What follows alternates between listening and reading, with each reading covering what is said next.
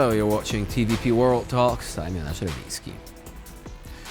The 9th of May will mark the signing of a major deal between Poland and France. The two EU members are expected to conclude what has already been called a premium treaty, the first of its kind that France will be signing with a non-bordering nation. Set against the backdrop of Trump's readjustment of America's security posture in Europe, it promises a closer defense cooperation, but what will be its impact on the economy? Joining us now is Joanna Jaroch-Pszeniczna, Director General at the French-Polish Chamber of Commerce. Hello and welcome to TVP World. Hello. So, a lot has been said about the defense aspects of this deal, but do you expect closer economic cooperation to follow? Yes, of course. This treaty, indeed, as you said, it's the first time ever treaty signed by other countries than border country like Italy, Germany or Spain. So I think that it shows really great relations between Poland and France. And indeed, in this treaty, it will be a lot of about the defense and military aspects, but also about economy, but also culture, science cooperation, and so on. So for me, it will be, the step further to work between France and Poland, even though the economic relation between France and Poland, they are really good now because they are growing since over 40 years right now, and so we had a lot of French companies here in Poland. We have already great cooperation between Poland and France. Would you say that this perhaps is also an attempt to rejuvenate the VAMA triangle in a way? I mean, all three countries, Germany, France and Poland, are already cooperating. And to what extent is that dependent, paradoxically, not on France and Poland, but on Germany's economy? I would focus in France and Poland because this treaty is about France and Poland. So, for example, we can see a lot of Polish companies entering French market, and it's really nice because we can see InPost or Comarch, like great companies developing French industry also. But even in this French and Polish relationships, we can see a lot of connection, more than just simply assembly of things. So first, French companies here in Poland, they are mainly based in industry. So 27% of all those companies are in industry, various in the industry production sectors, and then we have telecoms and retail. But and regarding this industry, what is important that there's a lot of Polish companies working with, and it will strengthen Europe altogether because even EDF, Airbus or other companies, they have a lot of subcontractors which are the Polish companies, so they are able to work in Germany, in UK or other countries, and working in this whole value chain of European industry. So do you think that if Polish companies, for example, see that they have fewer opportunities on the German market, if the German economy fails to pick up the pace, that France, as a result, could be the perfect alternative? And also the same thing for French companies. If opportunities arise in Poland instead of Germany, they are likely, perhaps, to take advantage of some of the framework proposed and implemented under this treaty.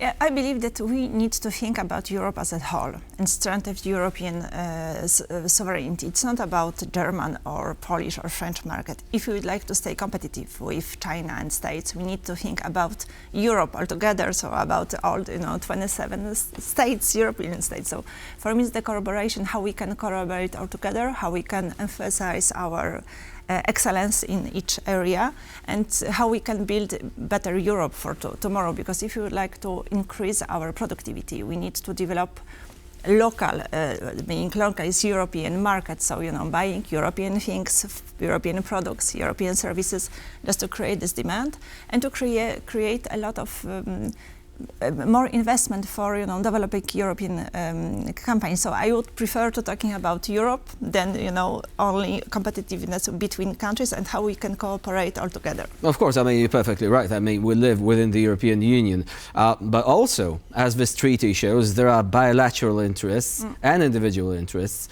which are not covered entirely by the policies of the EU itself. So one could say a complementary strategy. Now, you've mentioned China.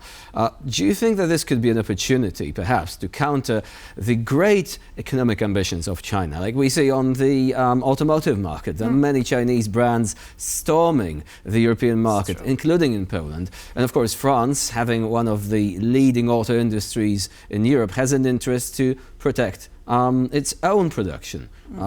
Do you think that this perhaps could be something that will be helpful for the French industry?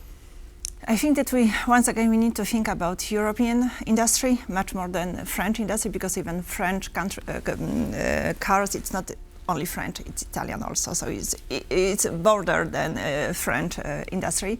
And once more, we need to think about European competitiveness altogether. And in addition of this, we need to think what we can do to be carbon neutral by 2050. So altogether, it's much more complex that just how we can protect our borders. It's not about protection only. It's about thinking about environment and what we can do altogether to remain competitive, but also to think about our planet, our future. Would you think a compromise will be necessary? For example, delaying or scaling down these environmental objectives in order to regain productivity, not only in the defense industry, which is a pressing and urgent objective, but in general?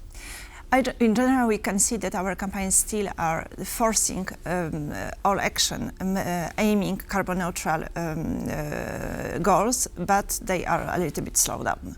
But what they emphasize is this cooperation in R&D and innovation, and for me this can be a trigger for the next years. And we can see a lot of R&D centers rising in Poland provided by French companies like Airbus and Safran. So we were talking about industry, military industry. Even we conducted a survey last year, more than 30% of projects which are developed in Poland by French and Polish teams, they are later on implemented in the whole chain of value by the headquarters. So it means that this innovation gen from France and this really great people here in Poland with good skills, this combination can bring Europe further, because we can be the place to create the innovation, and this innovation can help also for this objective of being carbon neutral in the future. And I've also mentioned buying European, that this is likely to be a trend that will be continued throughout the next couple of years, if not longer. How does this relate to the entire tariffs issue and to the fact that some countries like Poland are buying American weapons because they had to buy off the shelf, also in South Korea, but that's another matter entirely. And actually, France being right now the second biggest arms exporter in the world, recently having surpassed Russia in this regard, they might want a piece of this cake as well. Do you think it's possible to develop a wise economic and defense strategy that will allow Poland to maintain ties with both France and the US without any sort of tensions, without accusations of someone basically cutting into somebody else's part of the market and so on? Because it's a tricky question, isn't it? We would rather have two powerful allies without having to compromise in the relationship with either of them, right? It's a tricky question, and I am happy that I'm not, obliged to respond to it, because we are just economic. We follow our companies and economic trends. So I know that there is a lot of economical cooperation between all the countries, and with Trump's decisions, we cannot, imagine what will be tomorrow. So I would prefer to what we can have So we're today. still negotiating the question of the tariffs, right? Do you Yes. think that Poland cooperating with France, showing unity in this regard, is likely to produce a better negotiating position, that the US is likely to see, okay, so the Europeans actually have a leverage here, so let's talk about these tariffs, let's arrive at a compromise that will be beneficial, instead of just, having this trade war that's looming on the horizon? I would prefer not to have this trade war, and I am not, in the position to be able to imagine what can be this negotiation in this term of different tariffs. It's the level of our head of states who is going to negotiate it. Of course, but it has a Not the huge business. impact, doesn't it? Yes, and as all business, we are afraid about what can be in the future. So that's why we are follow of the information from states. But it's not our level. We are just the receiver of the information, not the creator of the information. So Of course, but you think that companies and the decision makers, seeing that there is this volatility with regards to the tariffs, are likely to turn towards solutions that are more local or regional. For example, cooperation between neighboring or nearby states, and that this might be a driver for this cooperation between Poland and France, for example. Yes, it may be, and it is actually, because France, they have this program of reindustrialization of France, and as I mentioned, the most French companies here in Poland, they are in this industry field, so there is a lot of cooperation so far. So even Polish companies, they are the subcontractors for the whole value of chain. So for me, we need to think near, just to have this sovereignty, economical sovereignty, and pandemia shows that it's the trend for us.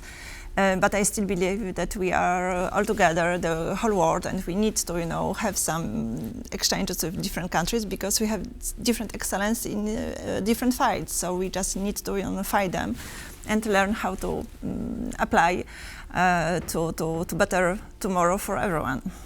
Joanna Jaroch-Pszeniczna was our guest today here on TVP World. Thank you very much for joining us and for sharing your insight. Thank you. And I'm Joanna Jaroch-Pszeniczna. You're watching TVP World. Stay with us for more latest news and updates.